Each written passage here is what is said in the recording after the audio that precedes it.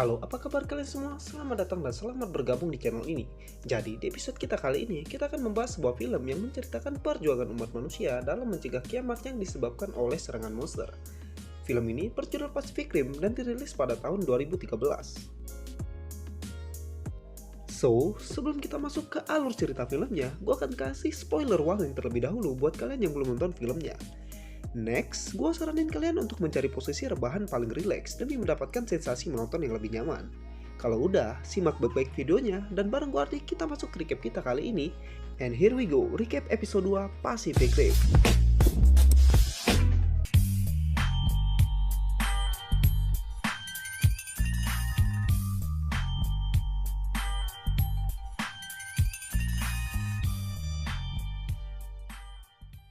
Dan cerita akan berfokus pada seorang pria yang bernama Riley Beckett. Dia adalah seorang pilot yang mengendalikan robot tempur yang dijuluki Jaeger. Di awal film, kita akan diperlihatkan sebuah portal misterius yang muncul di kedalaman Samudra Pasifik yang menghubungkan dunia manusia dengan dunia para monster yang disebut kaiju. Saat awal kemunculannya, untuk pertama kali, kaiju menyerang kota San Francisco yang menewaskan hingga ribuan korban jiwa, yang dimana, dengan menggunakan peralatan militer paling mutakhir pada saat itu saja, membutuhkan waktu sampai 6 hari hanya untuk menumbangkan kaiju kelas 1. Hanya berselang waktu 6 bulan saja, serangan kedua kemudian datang dan menghantam kota Manila, yang disusul dengan serangan ketiga yang menghantam Cabo. Sampai akhirnya, umat manusia di sini sadar akan teror para kaiju ini yang tidak akan berhenti sampai mereka semua lenyap. Seluruh dunia kemudian sepakat untuk bersatu dan bahu-membahu mengembangkan sebuah senjata, di mana mereka berhasil membuat monster mereka sendiri untuk melawan kaiju. Dan dari sinilah program Jaeger pun terbentuk. Namun, terdapat kendala pada awal pengembangannya, di mana beban syaraf yang diterima otak terlalu berat untuk ditanggung satu orang pilot saja, yang akhirnya sistem Jaeger dengan 2 pilot kemudian dikembangkan. Untuk bisa mengendalikan sebuah Jaeger, 2 orang pilot harus menggabungkan otak mereka dan berbagi memori satu sama lain, yang artinya semakin dalam ikatan pilot maka akan semakin baik pula Jaeger dalam bertarung. Project Jaeger ini kemudian berhasil dengan sempurna, di mana mereka semua berhasil membunuh para kaiju yang menyerang saat itu dengan mudahnya. Setelah 7 tahun berlalu, kemudian diperlihatkan Rayleigh dan saudaranya Yancy diperintahkan untuk memburu seekor kaiju kelas 3 yang baru saja muncul. Mereka berdua lalu bergegas ke kokpit dan melakukan penggabungan atau drift dengan sebuah Jaeger yang diberi nama Gypsy Danger. Semua persiapan telah selesai, Gypsy Danger yang sedang dalam kondisi siap tempur lalu diluncurkan. Namun ternyata, di tengah badai yang mengamuk, masih ada satu kapal pelaut yang terjebak dan hendak diserang oleh kaiju. Untung saja, Gypsy Danger datang tepat waktu dan mengangkat kapal tersebut untuk menjauh dari lokasi. Gypsy Danger lalu bertarung sengit melawan kaiju tersebut, yang dimana Gypsy yang dipersenjatai dengan meriam plasma menembaknya sebanyak 2 kali, yang membuatnya tenggelam. Gypsy lalu diperintahkan untuk kembali ke markas, akan tetapi kaiju tersebut ternyata masih hidup dan langsung menyerang Gypsy. Serangan kejutan dari kaiju tersebut berhasil membuat Gypsy terluka parah sampai tangan kirinya putus. Kaiju tersebut lalu merobek lambung dan berhasil menarik dan membunuh Yancy, yang tentu saja membuat Rayleigh harus bertarung sendirian.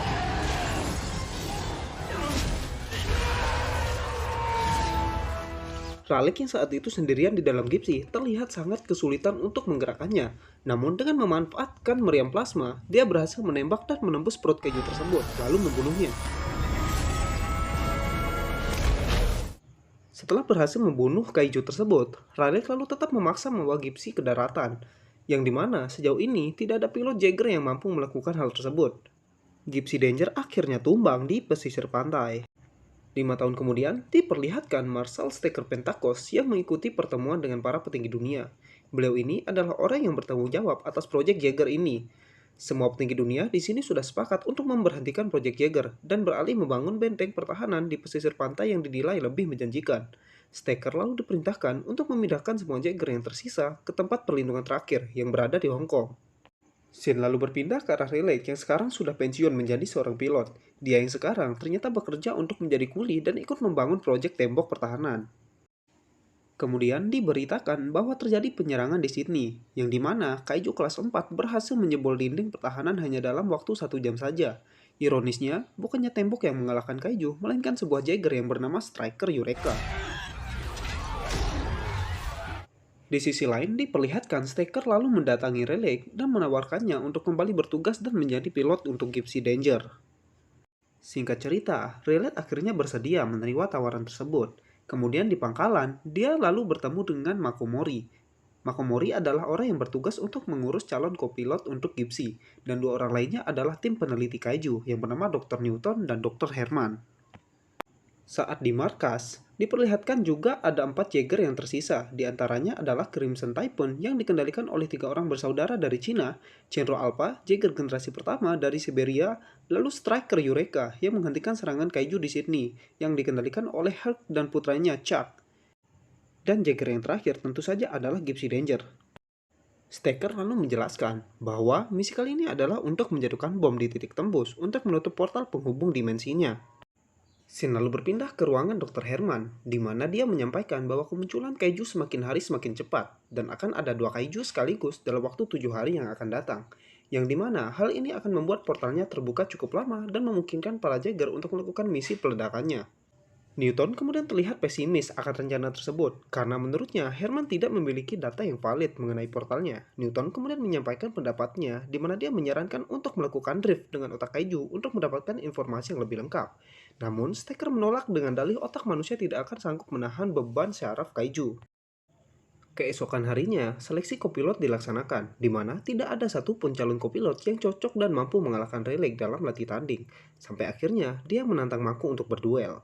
Karena merasakan adanya kecocokan antara dia dan Mako, Rayleigh lalu mengusulkan Mako sebagai calon kopilotnya ke Staker. Namun, Staker menolaknya mentah-mentah. Beberapa saat kemudian, diperlihatkan Staker menghampiri Mako dan berubah pikiran. Lalu, dia mengizinkannya untuk mencoba menjadi seorang pilot. Di sisi lain, Newton yang kesal karena usulannya tidak diterima Staker kemudian nekat melakukan drift dengan otak kaiju, yang dimana di sini membuatnya berhasil melihat sedikit fakta bahwasannya para kaiju ini tidak menyerang secara acak, akan tetapi menyerang secara terorganisir mengikuti perintah alien. Herman lalu menemukan Newton yang sedang terbaring di lantai, karena dia hampir pingsan setelah melakukan drift dengan kaiju. Di sisi lain, Rayleigh dikagetkan dengan kehadiran Mako dengan kostum pilotnya, di mana dalam tes kali ini, Mako lah yang akan menjadi kopilotnya. Uji coba drift pun dilaksanakan. Awalnya mereka melakukan drift tanpa kendala dan Gypsy Danger berhasil bergerak. Lalu dari arah belakang datanglah Herman yang melapor kepada Staker tentang apa yang dilakukan Newton di labnya. Staker lalu pergi bergegas ke lab untuk menemui Newton. Newton lalu mengatakan bahwa alien lah yang membuat para kaiju ini, dan mereka sekarang sedang mencari tanah jajahan baru untuk mereka hidupi, yang artinya kaiju kelas 1-4 hanyalah alat yang mereka gunakan untuk memusnahkan umat manusia. Staker kemudian menyuruh Newton untuk melakukan drift lagi, namun dia tidak bisa melakukannya karena untuk melakukan drift, Newton harus punya otak kaiju yang masih segar. Staker lalu menugaskan Newton untuk mencari orang yang bernama Hannibal Chow. Dia adalah seorang penguasa di pasar gelap yang menjual organ tubuh kaiju di Asia. Scene kemudian kembali ke arah Gypsy Danger, di mana di sini Rayleigh dan Mako sudah berhasil melakukan drift dengan Jaeger. Namun setelah melihat posisi kopilot, Rayleigh kembali mengingat memori di mana tragedi saat kakaknya meninggal, yang membuat syaraf mereka tidak stabil. Rayleigh lalu berhasil menstabilkan sarafnya kembali, akan tetapi tidak dengan Mako, yang dimana Mako malah terjebak dalam kenangan buruk sewaktu dia kecil, dan melihat orang tuanya terbunuh oleh serangan kaiju. Hal ini tanpa sengaja membuat Mako mengaktifkan meriam plasma dari tangan kiri Gypsy, dan hampir menembak pusat kontrol di dalam hanggar. Beruntungnya, kabel penghubung Gypsy di pusat kontrol berhasil dicabut, dan memaksa Gypsy untuk logout secara paksa.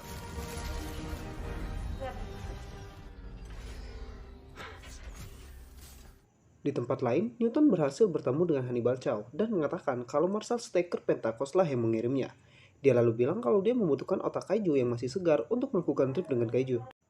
Hannibal Chow kemudian mengatakan kalau Newton ini bodoh melakukan drift dengan kaiju, karena drift adalah penghubung dua arah yang artinya secara tidak sengaja dia juga berbagi memori dengan kaiju. Kembali ke markas, diperlihatkan Chuck melakukan protes dan menolak kalau harus bertugas dengan Rayleigh dan Mako, yang bahkan tidak bisa melakukan drift dengan Gypsy. Chuck kemudian keluar dari ruangan Pentakos dengan wajah kesalnya. Dia lalu menghina Rayleigh dan Mako. Dia mengatakan kalau mereka adalah aib dan Mako adalah seorang pelacur. Rayleigh yang tidak terima dengan perkataan Chuck, kemudian mendaratkan bogoman langsung ke wajahnya dan dengan mudah melumpuhkan Chuck. Dia menyuruh Chuck minta maaf ke Mako, namun dia tetap menolak. Perkelahian mereka lalu dilerai oleh Staker. Kemudian di dalam ruangannya, Staker memarahi Mako dan melarangnya untuk menaiki Jaeger lagi setelah gagal melakukan drift dengan Gypsy. Hal ini membuatnya sedih dan meninggalkan ruangan Staker. Rilek yang saat itu muak dengan tingkah Staker, lalu mengatakan bahwa alasan Staker tidak mengizinkan Mako untuk menjadi pilot adalah karena masalah pribadinya saja. Karena saat Rilek terhubung dengan Mako, dia bisa melihat ingatan Mako, di mana Staker lah yang menyelamatkan Mako saat bertugas di Tokyo dulu. Staker lalu membesarkannya seperti putrinya sendiri, dan inilah alasannya kenapa Mako tidak boleh menjadi pilot, karena Staker tidak mau membuatnya dalam bahaya. Singkat cerita, markas kemudian mendeteksi kemunculan dua ekor kaiju kelas 4 sekaligus, yang dimana kesempatan ini digunakan Staker untuk memulai operasinya. Staker lalu meluncurkan 3 Jaeger yang tersisa, kecuali Gipsy. Pertarungan sengit antara Jaeger melawan kaiju di pesisir Hong Kong kemudian dimulai, yang dimana Crimson Typhoon dan Cherno Alpha yang bertarung di garis depan, sedangkan Striker Eureka tetap di posisi belakang. Crimson Typhoon terlihat kesulitan melawan kaiju kelas 4. Kaiju tersebut kemudian menyerang dan berhasil merobek kokpit yang membuat Crimson Typhoon kalah.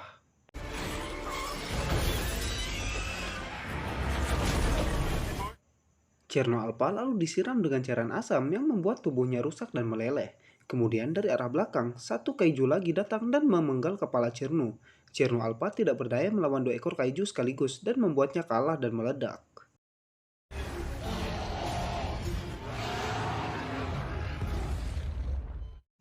Dua Jaeger pun tumbang, yang tersisa kini tinggal Striker Eureka saja. Striker Eureka kemudian ikut bertarung dengan kaiju, namun saat dia akan menembakkan serangan pemungkasnya, tiba-tiba salah satu kaiju tersebut melancarkan serangan yang berupa gelombang kejut, yang membuat semua listrik di tubuh Eureka padam.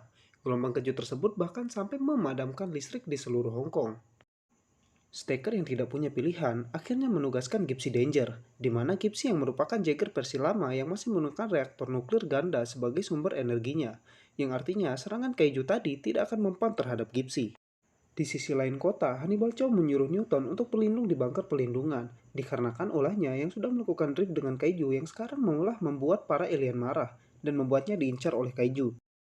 Satu ekor kaiju kemudian diperlihatkan mengarah ke kota untuk mengejar Newton. Kemudian di pesisir Laut Cina, Herc dan Chuck yang terjebak di tubuh Eureka kemudian keluar dan menembakkan flare gun untuk mengalihkan perhatian kaiju. Namun saat kaiju tersebut hendak menyerang Eureka, perhatian kaiju tersebut dialihkan dengan kedatangan Gipsy.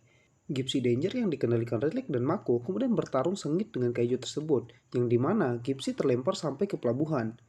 Gipsy Danger lalu menembakkan meriam plasma beberapa kali ke tubuh kaiju tersebut, dan akhirnya berhasil membunuhnya.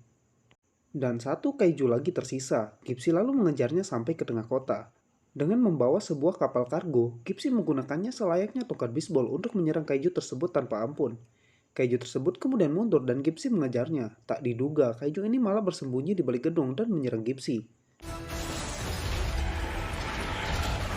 Kaiju tersebut ternyata sudah berevolusi, di mana dia mengeluarkan sayapnya lalu mencengkeram Gipsy dan membawanya ke atmosfer bumi. Dikarenakan kedua meriam plasmanya rusak, Gipsy kemudian mengeluarkan pedang dari tangannya dan memotong sayap kaiju tersebut dan membuat Gipsy sekarang terjun bebas dari atmosfer bumi. Sebelum Gipsy menghantam daratan, Staker lalu memerintahkan Gipsy untuk membakar bahan bakarnya untuk mengurangi momentum. Hal ini membuatnya terlontar ke atas dan mengurangi benturan saat mendarat. Gipsy lalu berhasil mendarat dengan selamat. Mereka lalu kembali ke markas, di mana semua orang mengucapkan selamat, termasuk Chuck yang berterima kasih karena menyelamatkan nyawanya. Staker kemudian pergi dengan hidungnya yang terlihat mimisan. Setelah serangan kaiju berakhir, terlihat Newton dan Hannibal bersama anak buahnya langsung pergi memanen bangkai kaiju tersebut. Namun sayang, mereka mendapati kalau otak kaiju yang diinginkan Newton sudah rusak karena pertempurannya dengan Gipsy. Mereka semua lalu dikejutkan dengan suara detak jantung dari dalam tubuh kaiju tersebut, yang ternyata kaiju ini sedang hamil. Bayi kaiju tersebut kemudian keluar dan mengejar mereka, akan tetapi lehernya malah terlilit dari pusat yang membuatnya tak bergerak lagi. Karena mengira kalau bayi kaiju tersebut sudah mati, Hannibal Chow kemudian mendekatinya dan tiba-tiba dia langsung digigit dan ditelan anak kaiju tersebut. Anak kaiju tersebut lalu mati setelahnya. Scene berpindah ke markas, di mana Riley terlihat menghampiri Staker dan bertanya tentang seberapa parah sakit yang dideritanya. Staker lalu menceritakan bahwa dia terkena radiasi yang disebabkan oleh Jaeger versi pertama, di mana saat di Tokyo dia mengendalikan Jaeger seorang diri dan menyebabkan sarafnya kelebihan beban. Staker kemudian menerima laporan tentang kemunculan 2 ekor kaiju dari dalam celah. Dia kemudian mengutus Gipsy dan Eureka untuk menjalankan misi penutupannya. Akan tetapi, Hulk yang saat itu sedang cedera tidak bisa memiloti Jaeger dan akhirnya digantikan oleh Staker. Di lokasi bangkai kaiju, Herman mendatangi Newton yang saat itu memasang semacam alat ke kotak bayi kaiju. Mereka berdua lalu melakukan drift dengan bayi kaiju tersebut. Three, two, one. Scene lalu berpindah ke markas yang diperlihatkan Stacker menggunakan seragam pilotnya untuk menggantikan Hart menjadi pilot Eureka. Mako kemudian melarangnya untuk menjadi pilot dikarenakan masalah kesehatannya. Namun Stacker tetap bersikeras untuk memiloti Eureka dikarenakan banyak nyawa yang akan melayang kalau dia tidak menjadi pilot Jaeger untuk Eureka. Diperlihatkan, Newton dan Herman yang baru saja melakukan drift dengan kaiju terlihat ketakutan dan mengkhawatirkan tentang misinya. Mereka menyadari kalau misi ini tidak akan berjalan dengan lancar dan berakhir sia-sia. Mereka berdua lalu kembali ke markas untuk melapor. Di sisi lain, para Jaeger diluncurkan dan mereka bergegas menuju portal. Akan tetapi, kedatangan mereka sudah ditunggu oleh dua ekor kaiju yang bergerak dengan sangat cepat, sampai-sampai mereka tidak bisa melihatnya. Kemudian, tepat sebelum mereka melompat ke dalam portal, Newton dan Herman datang ke ruangan kontrol dan melarang mereka untuk melompat memasuki portal. Dia mengatakan kalau portal tersebut mendeteksi DNA kaiju, dan untuk bisa melewatinya, mereka harus mengakali sensornya, yaitu dengan menunggangi kaiju untuk bisa masuk. Pusat kontrol lalu mendeteksi kedatangan kaiju ketiga, namun kaiju kali ini adalah kaiju yang dikategorikan sebagai kaiju kelas 5. Dan benar saja, kaiju dengan ukuran yang sangat besar terlihat di depan Eureka. Gypsy yang saat itu berada di barisan belakang kemudian menerima serangan dari kaiju yang lain sampai-sampai membuat tangannya putus. Gypsy lalu menusuk kepalanya dengan pedang, akan tetapi kaiju tersebut berhasil lolos. Kaiju tersebut kemudian berenang ke arah Gypsy dengan kecepatan penuh, namun Gypsy berhasil menghindar dan memotong kaiju tersebut menjadi dua dengan pedangnya. Serangan kaiju kelas 5 membuat Eureka terluka parah, di mana separuh sistem dan pengaman bomnya rusak, dan membuatnya tidak bisa melepas bomnya, diikuti dua buah kaiju yang kemudian menyerang Eureka bersama. Gypsy Danger yang terlihat kesulitan berjalan, berniat untuk membantu Eureka, namun Stacker melarangnya untuk mendekat. Stacker berniat melakukan bom bunuh diri dengan meledakkan bomnya bersama dengan kaiju tersebut. Stacker lalu berkata kepada Relic untuk menggantikannya dengan membawa Gypsy yang bertenagakan dua reaktor nuklir dan meledakkannya di titik tembus portal. Stacker dan Chuck lalu mengaktifkan bom di punggung Eureka dan meledakkannya bersama dua ekor kaiju tersebut.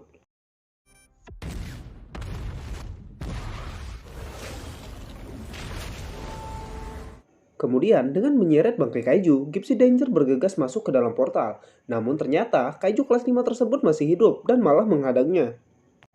Akan tetapi, dengan menggunakan jet pendorong di punggungnya, Gypsy kemudian melompat ke arah kaiju tersebut dan membuat mereka berdua terjatuh.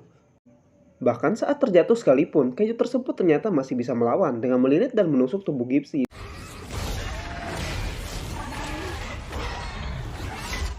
Raleigh kemudian mengaktifkan sistem pembakaran di dada Gypsy dan membuat kaiju tersebut mati terpanggang. Lalu dengan menggunakan bangkai kaiju tersebut, Gypsy pun berhasil masuk ke dalam portal. Kemudian diperlihatkan Mako yang hampir pingsan karena kehabisan oksigen di otaknya. Hal ini membuat Raleigh harus segera memasukkannya ke dalam sekoci penyelamatan.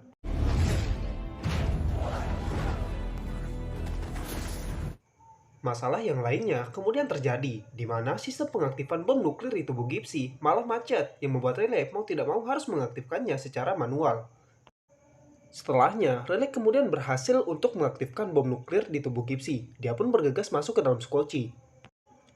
Gypsy akhirnya sampai di dunia alien, di mana bertepatan dengan Raleigh yang berhasil keluar dan melontarkan skocinya. Bom nuklir di tubuh Gypsy Danger akhirnya meledak dan portalnya berhasil ditutup.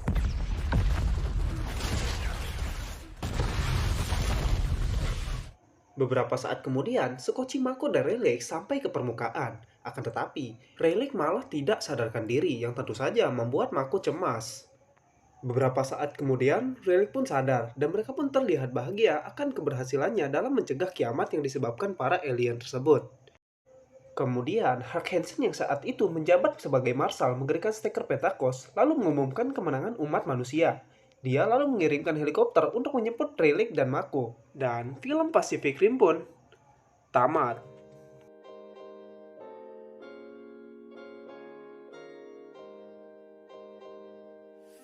Well, itu aja dari gue untuk episode kita kali ini. Jangan lupa like dan share video ini kalau kalian suka. Dan buat kalian yang punya kritik dan saran serta rekomendasi film untuk gue bahas selanjutnya, bisa tinggalkan jejak di kolom komentar ya. Anyway, sampai di sini gua undur diri dan sampai ketemu di episode kita selanjutnya. アリーベ・デルチ